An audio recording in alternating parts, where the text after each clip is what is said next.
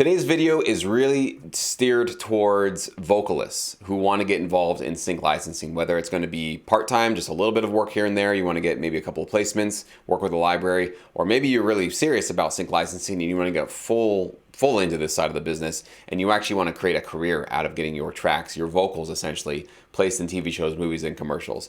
I think in my past 4 years of running my company, I've really only been talking to producers. And so I think vocalists usually get left out a little bit of this conversation. So my bad, but your video now is right now. So if you're a vocalist and you're watching this, you are at the right place watching the right video. One of the things that I think a lot of vocalists are not aware of is all the different types of income that you can make in sync licensing. Many vocalists, rappers, anybody who does vocal work, usually have gotten used to this idea that they're getting a day rate, right? They just get paid for a couple of hours of work or singing on a track or something like that. And so they usually just get paid whatever that rate is and then wash their hands of the project, walk away, and they're good. And so they're just constantly just moving from gig to gig, which works for a lot of people. They can actually make some good money doing that. Well, with sync licensing, there could be some upfront money when you work with a library, but sometimes there's not. But even when there's not, that doesn't mean that you're not going to be potentially making a lot of money from the track that you submitted to this library, okay? So just briefly, one of the forms of income you can make is called a sync fee. This is actually when your track with vocals on it gets placed, let's say, in a car commercial. Well, that car commercial might want to pay $40,000 or even more sometimes if it's a huge national or international campaign. Smaller commercials, maybe it's a little less. But there's some significant money that can actually be paid out to you, partially you, and maybe you split it with the instrumentalist, whoever created the track, and you're the vocalist. You guys split that fee 50-50. So that's one form of income. But the other form of income that you can obviously earn is back-end royalties. And this is where the primary source of your income is going to probably be. At least that's what it's been for me and for my guest today, Trevor. And those are the sort of sometimes small, sometimes big royalties, those little checks, those little amounts that stack up over time and get directly deposited to your bank account every single quarter for stuff that's been airing on TV. So let's say you've had your song with your vocals that is placed on a TV show that's aired for multiple years. Well, every time that TV show airs and maybe re-airs and has reruns, you get paid every single time that's airing, okay? So there's a lot of money that doesn't necessarily come to you in the beginning. So it's not like a day rate thing where you just get your one-time paycheck. So this is really sort of a long-term strategy for making income. And that's why some vocalists, that'll be interesting because we're talking about passive income. In other words, money that you make when you're not even working anymore, which is a really cool thing. Other vocalists are just turned off to it because, the time and the patience to kind of wait for that stuff to sort of build up, which it can take a while. It's just not interesting to them. So we're not really in this video going to try to convince you one way or the other, but we just want you to be aware of all the different types of income you can make, and also what are the common sort of pushback points where a lot of vocalists rather, who are interested in sync licensing, but then they hear about some of these deal terms, they go, nah, no thanks, I don't want anything to do with that. We both feel, Trevor and I, who we're going to talk to today, we both feel that a lot of you guys might be missing the bigger picture of what you really could be getting out of this business. So that's the entire point of this video. At the end of it, if you decide, still not for me, great. More power to you. I wish you all the best in whatever you want to do. But maybe this will sort of invite you to look at this industry a little bit deeper and give it a second look. So I'm going to introduce Trevor. Trevor owns his own music library. He's worked with a lot of producers and vocalists, and he's had these conversations with a lot of vocalists throughout the year. So that was one of the reasons why we did this video, so that we could share with you guys what are the common pushback points, what are some of the fears, or what are some of the reasons that a lot of vocalists just don't want to go into sync licensing. And hopefully we can just address all those so you're aware of what our responses would be for that. So Trevor, why don't you get us started? Let us know what are some of these conversations that you've had that have just sort of popped up over and over again, maybe the most common sort of pushback points and how you address those. Yeah, the main one is like business structure. Most vocalists are thinking in terms of, selling albums or streaming service, royalties, or, working with, or maybe ghostwriting for another artist, or, all these different things that they're doing, which has almost a completely different business structure than library stuff and sync stuff. Many like record labels and stuff will pay people up a bunch of upfront money to do random things, but then they take a ton of the back end for themselves, right? And that's very common in the record industry. And then you'll have like a little bit of the back end or whatever, and even some of it maybe even don't even any, right? And so there's a lot of structure there, and then there's a lot of splits in like publishing and writing and all this like stuff that's kind of splits everything around a lot. In TV and film, it's a little more straightforward, with like writers, publishing, and then sync, which is something that isn't really talked about in the other industry. That vocalists don't really understand what that means for them, and so like I like your brief introduction there, kind of explaining what sync is and stuff like that, because once you kind of have an understanding of that, then trying to wrap your head around, well, how does that benefit me, can be a little bit difficult. And like you said, I've had many conversations with vocalists where I'm trying to explain to them why we do what we do, right? And one of the big kind of hangups that I've noticed that vocalists have is amount of upfront money, right? They'll do kind of what you said, like, oh, I do gigs and they pay me X amount per song or per lyric session or whatever, or melodies or whatever it is that you're going to do. And that's how I grab some money and then move on to the next thing. Where in library, it's more like mailbox money, which somebody said it that way the other day. I really like that term. It's kind of money just kind of comes into your mailbox, but really nowadays it just goes into your bank account, but it sounds cool. And it's kind of a deferred gratification thing in a way, because many libraries are willing to just give you that upfront money, and then you wash your hands of it, because they know that there's a lot of back end. And that, when having these conversations with vocalists, I really try to tell them, like, hey guys, listen, yes, I can give you, your rate or whatever it might be, and then, not sharing any of the sync stuff, which most of the time they never heard of a sync fee, and not sharing any of the sync stuff. And a perfect example of this is, a while back, an artist did some vocals, and he was like, oh, you don't have to worry about any of that stuff. Just, pay me my $200. I'll do the song for you. And then we'll just keep doing more things for $200. And that was kind of their mindset. It was like, everything I do will be $200 over and over and over again. And so, paid them a couple times, did a couple things, and then they kind of disappeared. And then that one of those songs landed in it's like a fast food commercial for like $10,000-$20,000, something like that. Now, they came back and were really upset, right? They were upset because they're like, well, I was just told that commercial probably made thousands and thousands of dollars. I'm not going to get a cut. And then the conversation had to be had of like, well, yeah, I mean, we told you before, you wanted the upfront instead of, getting some of the sync and stuff like that. Your rate was what was important to you. And, they weren't too mad about it. They understood, like, oh, okay, I've kind of messed up there. But it's a conversation that I will say, like, most of the time people still pick that up front and don't believe in the back end. And then down the road, they kind of look at it and go, oh man, if I would have just had some of the back end. I mean, you hear the stories all the time, people who write a theme song and they do it for $1,000 and then it airs for the next 50 years, And so I've noticed that people are like a lot of vocalists are really still in that mindset of like, yeah, just give me my rate, give me a little bit of the writers or whatever, and I'm good. And I've even had conversations where they're just like, no, I don't want to really go through the writer thing, and I'm not signed up to BMI, so let's just not worry about it. Just give me my check for my upfront. And as somebody who's had that conversation of like, yeah, it's been 3 years and you've missed out on a lot more than $200, that's hard for me to do. I don't like doing it. And so when I have these conversations beforehand, I kind of say that, and I'm like, man, look, there's going to be more than just your fee from the beginning.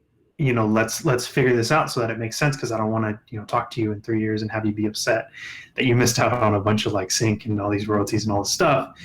When, depending on a project or whatever, maybe your rate is just too high and we're trying to do a lot of music in a short amount of time and stuff. So, adjusting the mindset and kind of seeing sync and TV and stuff like that as a little bit different. I think you really could benefit vocalists, and especially for nowadays when we're kind of living in a gig economy anyway, where maybe you split it up, right? Maybe some of your gigs are just upfront gigs and some of them are royalty ones. You kind of test both out, see how they work. But yeah, in my experience, there's just been a lot of this kind of really focused on setting themselves a fee, and then just kind of focused on either getting that or nothing. And that really, I feel like, is a lot of people shooting themselves in the foot. Yeah, and you make me think about this, that there's a good reason why vocalists do want that upfront money and don't want to potentially make big money in the back end, is because the upfront money is for real and it's happening right now. And so it's something that I can literally touch. You know, it's like, hey, $200, I can spend that today. I've got a bill I got to pay. You know, I've got things that I got to take care of. So $200 right now is a for sure thing. You're saying that I might get a placement in the future. I might get nice royalties. I might get something in you know, down the road. It's a risk, right? And so that's why I think it's not for every vocalist. So some vocalists will just never want to take that risk, and more power to them. Again, if they just don't think that that's what's right for them, I understand that, because it is a huge risk. I will say though, that if you plan on becoming independently wealthy, and not always having to just rush from gig to gig to gig and always be hustling for your next paycheck, you probably want to start, like Trevor said, at least A/B testing it a little bit, trying a little bit of these sort of passive income opportunities to say, like, I don't really need the money now. I want to potentially build an empire for myself down the road. That is actually the only way you're going to see passive income for sure. Like, there's no such thing as like aggressive income you make right now that lasts you the rest of your life. It's about a slow, steady process of building up your catalog, working with great libraries, contributing, putting out, you know, think of it as like your 401k. Everybody knows you don't just start your 401k and like, hey, I open up an account. All right, let's retire now. I got $1 million. No, it's about a long-term process of continuously supplying, you know, contributing to it, watching it grow. And there's going to be ups, there's going to be downs, but you know that the long-term process of it is that you're going to reap those rewards and the fruit of your labor down the road over and over and over again, right? So that's why it is a mindset thing. It is basically about setting your expectations correctly. It is about understanding that you are trying to do this for full-time or passive income at least, and you're not just trying to get the check today. And definitely I want to talk to Trevor a little bit about vocalists that sometimes might price themselves out of opportunities, and that they are basically not aware, or let's just say that they are sort of pricing themselves to the point where they're going to say, well, I deserve to have this much money for this opportunity. And a lot of times libraries are not going to be paying them that kind of money for, you know, a track that they produce. And so the vocalist might have a little bit of an ego issue with that, to say like, well, this is what I'm worth. So if you're not going to pay me what I'm worth, then I'm out of here. And the producer or the vocalist thinks that they're walking away from a crappy deal, but what they might have walked away from was a huge opportunity to actually earn some incredible income. So maybe, Trevor, we can talk a little bit about that, vocalists that are maybe not wisely pricing themselves appropriately. Oh yeah, that's a big. I mean, like ego. I mean, we've all got egos in one way or another. So it's, you know, it's something that everybody should check a little bit, right? And that's a scenario. That's a very, very popular scenario. And a lot of times, you know, sometimes it's not really their fault. They don't understand. In a lot of ways, I don't want to say it's a quality or quantity over quality scenario, but there's definitely a more quantity that is of importance in TV and film and stuff like that than there is like in, you know, like I remember when, you know, I was trying to go after artist stuff, and, you know, they were like, I remember the stories of like, you know, they were working on one of Michael Jackson's last albums. What was it? Invincible or Unbreakable or something like that. The one where it's all white cover. And I think the story was like, they went through like 300 songs and ended up with like 12 or 13 or whatever, however many, you know, and that's one of those things where it's like, you know, you're used to in the TV world, like really having that small bucket that you might land in, whereas in the record. And then whereas in the TV area, there's tons of buckets everywhere. And you can really kind of spread yourself out and be in a bunch of different, you know, projects and stuff like that. And so when you're looking at there's this tiny bucket, then you're like, okay, there's this one bucket. If I land in that tiny bucket, I want a big paycheck. As opposed, and your mindset is that way, and it makes sense, right? It makes sense to be that way. But in this other side, it makes sense to kind of shrink that number down and spread yourself out a little bit more, because that's just how this part of the industry works. And another thing I want to, I don't want to say that it's all black and white either. My previous kind of statement kind of made it seem like you either get money now or later. There's wiggle room, right? There's in between. There's kind of like, you know, we're not going to hit your price. We can come down a little bit. Also, you'll get some royalties and kind of come together with some agreement. That's usually the case, right? It's usually this kind of, here's where we are, here's where you are, let's try and meet somewhere. If the conversation gets that far. If you're just like, nope, I'm here, you need to show up here, then we just can't talk, right? So I did want to say though, if you've made it this far in the video, Something that I don't really hear much talk, and I've really noticed it in the licensing, in the library, TV and film kind of world right now. Vocals are growing. Are like most libraries are really, really focused on getting songs with vocals on them. And what that means for you as a vocalist, like this is kind of the moment, because it's not flooded yet in that sense. There's tons of producers and stuff everywhere that work on this stuff all day, every day. Vocalists, libraries are having a tough time, not a tough time, but having a harder time kind of filling their library with vocal songs, with good vocal songs, good recordings, good all that stuff. If you're a vocalist listening to this and you're like, you know what, maybe I should dabble in this, this is the time, because libraries are, and I think they've noticed this too, is you've got the instrumental already. Like if you've got an album and it's all songs, well, the instrumental's on the album too. So they don't have to worry about like losing instrumentals if they bring in vocal songs. So they're really realizing, and they're having, like, where I've seen full albums where every track is a song.